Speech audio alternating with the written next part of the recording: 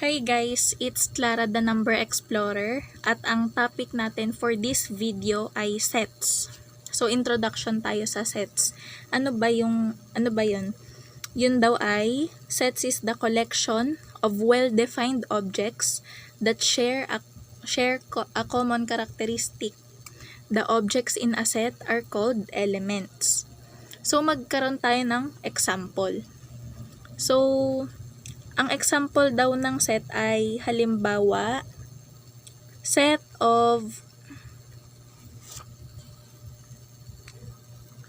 colors in a rainbow. Kapag mako-consider ba natin to na set? Oo. Kasi specific, nilinaw niya kung anong klaseng color ba yung hinahanap natin. Yun daw present sa rainbow. So, ano-ano ba yun? Yun yung red, orange, yellow, green, blue, indigo, tsaka violet. So, ito ay set yan. Example siya ng set. Ang not a set dito sa kabila, kapag sinabi lang sa iyo set of colors, ang daming colors na merong periwinkle pa, 'di ba? May magenta, tapos may iba't iba pang shades tsaka hues, kung hindi malinaw kung anong uri ng color, hindi defined. Ang kailangan natin ay well defined. Okay, so next example naman, set of Philippine presidents in the 1900s. So, mako-consider natin siya na set kasi nilinaw niya. Anong uri ba ng presidente? Presidente ng Pilipinas. Tapos, kailan? No, dun pa lang, dito pa lang sa sinabing Philippine president, set na siya. Tapos nilinaw pa na 1900. So, very specific na siya. Ilan sa example dyan? Si Manuel Quezon, sila Jose Laurel, tapos madami pang iba. So, set sila. Ngayon, not a set naman, hindi natin mako-consider na set kapag sinabi lang sa atin, set of presidents. Hindi malinaw, ang daming presidents. President ba ng kumpanya? President ng bansa? Anong bansa? Hindi siya well defined. Kaya hindi siya mako-consider na set. Tapos halimbawa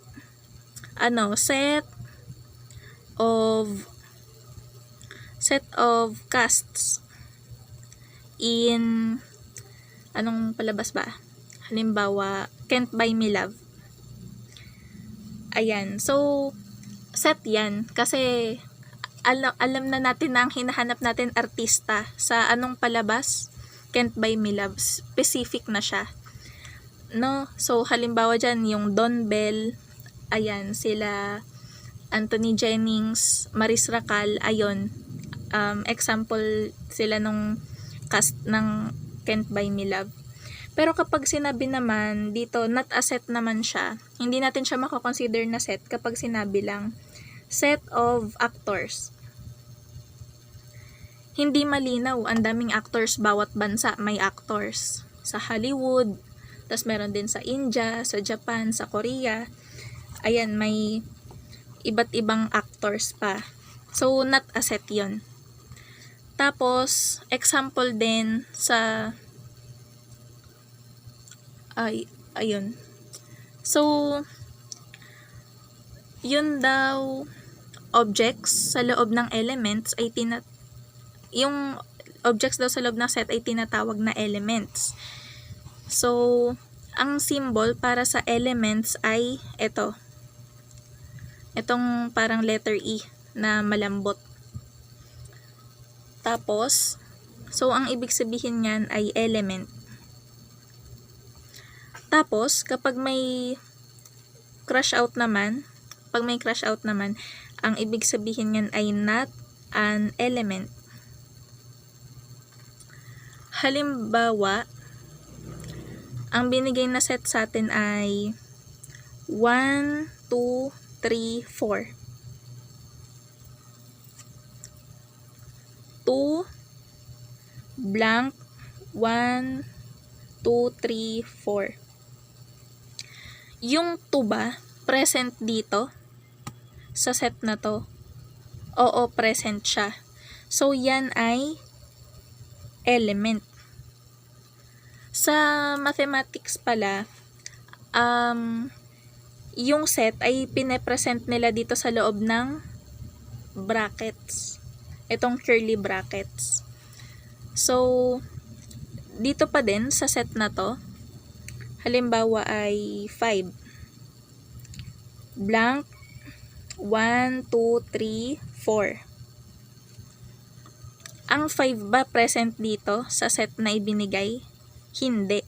So, yun ay is not an element.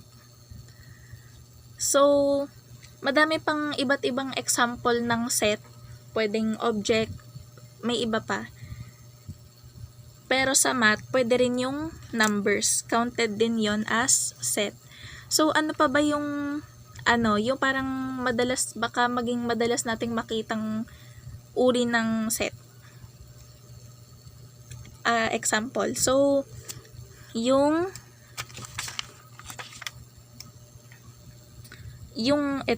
itong mga letter na to, baka nakita nyo na to. Ayan. So, yung letter N sa math, ang ibig sabihin niyan ay natural numbers. So, yung N ay natural numbers.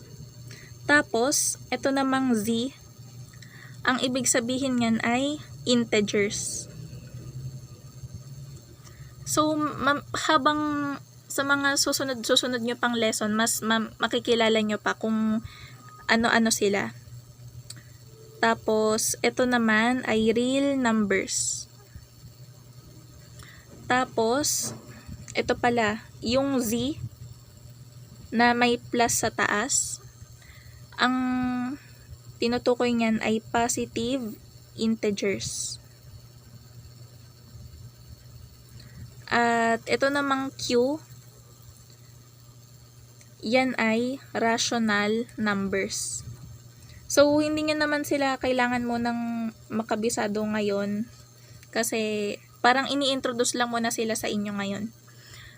So, sunod naman sa set, sa lesson ng set, meron din tayong tinatawag na cardinality. Okay, so yung cardinality defines the number of elements a set has. So, binibilang ilan ba yung laman nung isang set. So, magkaroon tayo ng example. Itong set A. Okay, so, kailangan ko din pala banggitin na sa math, yung mga set, binibigyan ng uppercase letter. Ina-assign na ng uppercase letter para hindi nyo na siya laging kailangan bigkasin yung mga nasa loob. Parang, ayun, may pangalan na para sa kanilang kabuuan. So, halimbawa, sa set A, ang laman niya ay 2, 4, 6, 8, 10. Ang cardinality ng A, so may dalawang symbol para doon. So, yung una ito, N, tapos open parenthesis A, close parenthesis, equals, ilan yung laman? 1, 2, 3, 4, 5. May 5 laman si set A. So, the cardinality of A is 5. Tapos, another symbol naman, or parang notation, para sa cardinality, ay yung dalawang vertical lines. Ayan. Ang basa pa din dyan, cardinality. The cardinality of A is 5.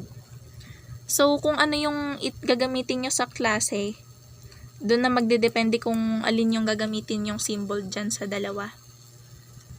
Another example ay set B. Set B is the set of colors in the rainbow. So, Ano-ano yung color sa rainbow? Yun yung red, orange, yellow, green, blue, indigo, at violet. So, ilan yun? 7. So, cardinality of B is 7. Tapos yung another notation, yung vertical lines, the cardinality of B is 7. Okay, ngayon dumako naman tayo sa representation of sets. Yung paano ba yung iba't ibang way para ipakita natin yung set. So yung una daw ay statement form. Sabi, the well-defined description of elements of a set are written in curly brackets. So, magkaroon tayo ng example. So, halimbawa, set D is the set of even numbers less than 15.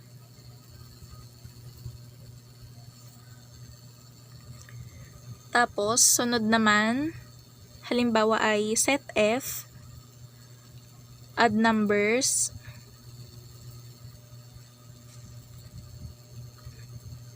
ulitin ko, yung mga ina-assign na letters dito, para ano siya, laging uppercase letter.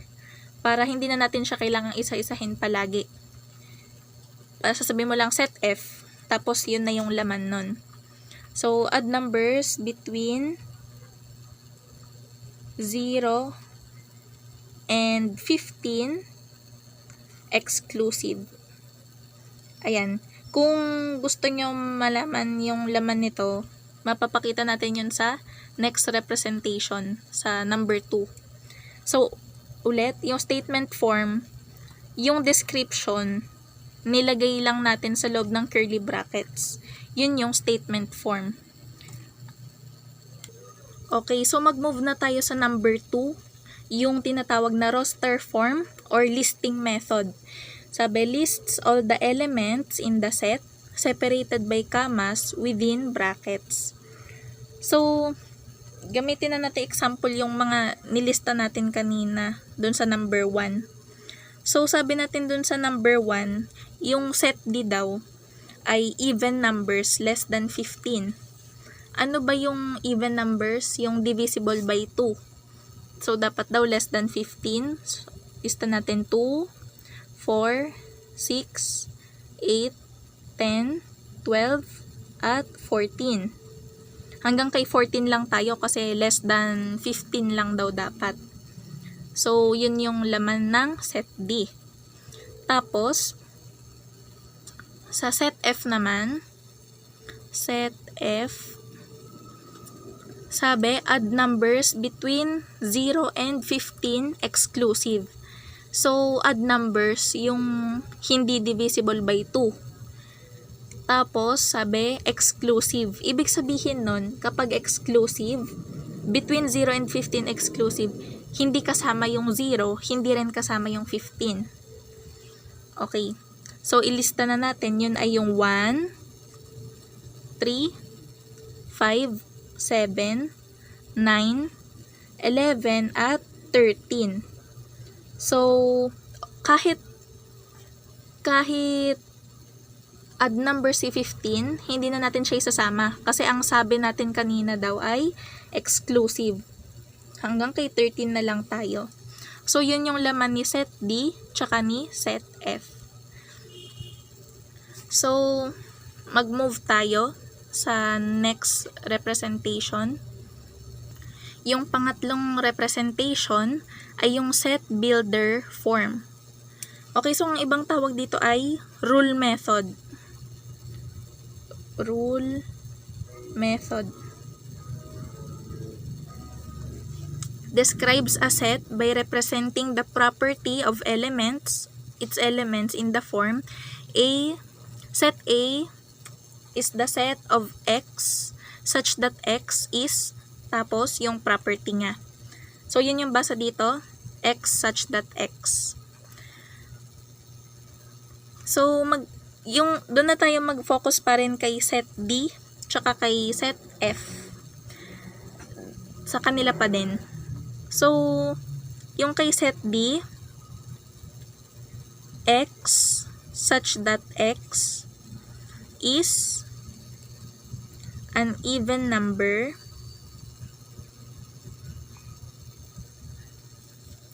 less than 15. Kung mapapansin nyo, kaparehas nga yung etong even number less than 15, siya na din yung nakalagay natin kanina doon sa statement form, 'di ba? Doon sa number 1. Ang pinagkaiba lang nitong set builder form, may x such that x siya dito sa unahan. Tapos mayroon ding chances na kung kaya nating gawing symbol or parang walang words, yun yung gagawin natin. Mamaya, magkakaroon tayo ng example nun. Pero dito muna tayo sa F. So, yung set F is a set of x such that x is an odd number between 0 and 15 exclusive.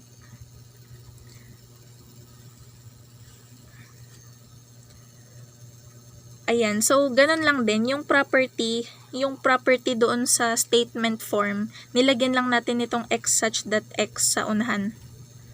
So paano naman yung sinasabi kong example nung symbol? Okay, so halimbawa ay set A. Set A, so halimbawa ito.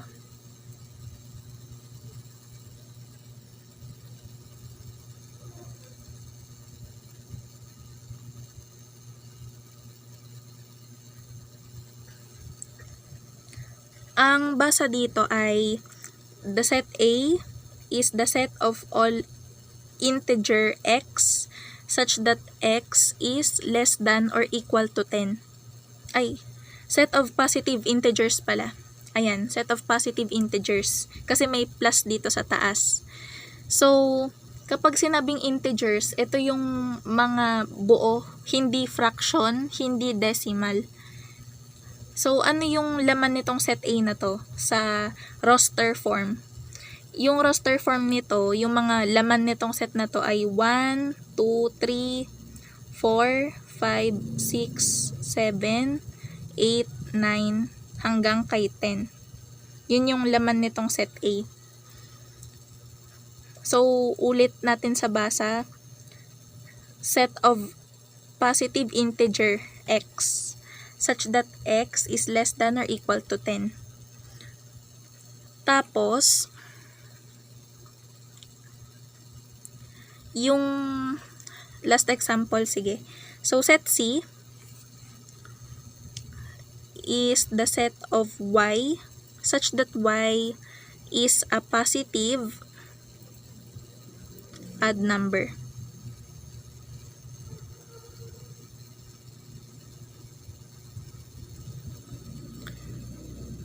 So, ayun yung sa set builder form. Yung ilalagay lang din natin yung properties niya. Tapos kung halimbawa, ano yung restrictions niya. Gaya nito, naglagay tayo ng restrictions dito. So, mag-move tayo sa last. So, yung panghuling presentation natin ay Venn diagram. Or pwede ring shapes. Sabi, pictorial representation of relationship between sets. So, for example, set A contains 1 and 2, and set B contains 3 and 5. So, ilalaman ko sila sa shape. Halimbawa, ang gagamitin ko circle. So, ito si set A. Tapos, itong bilog na to ay si set B. Dahil wala silang pinagkaparehas na laman, pinaghiwalay ko sila. So, ang laman ni set A ay 1 and 2. Tapos, ang laman ni set B ay 3 and 5. So, yun yung sa Venn diagram. Paano naman kung halimbawa may pinagkapareho yung laman nila? Sige, halimbawa set C. laman niya na ay 1, 2, 3, 4, and 5. Tapos yung set F, ang laman niya ay 4, 5, 6, and 7. So, paano natin ipepresent yon? Dahil merong nagkaparehas, itong 4, 5, para silang may 4 at 5, pag overlap natin yung dalawang circle. So, ito si set A, tapos ito si set B. Dito sa gitna, dito sa pinag-overlap nila, dyan natin ilalaman yung pinagkaparehas nila. So, si 4 tsaka si 5 nandyan. Tapos, ano yung, set C na pala to? C at F. So, ano yung laman ni set C na wala sa F? Dilalagay ko yun dito sa part na solo niya. So, si 1, 2, at 3. Tapos si F naman, ang natira sa kanya ay 6 at 7. So, ayun, doon nagko-conclude yung para dito sa introduction to sets natin. Kung nakatulong itong video, please like, and kung may feedbacks kayo, questions, or suggested topics, please comment down below. Please share din sa inyong classmates and friends, and don't forget to subscribe. Thank you.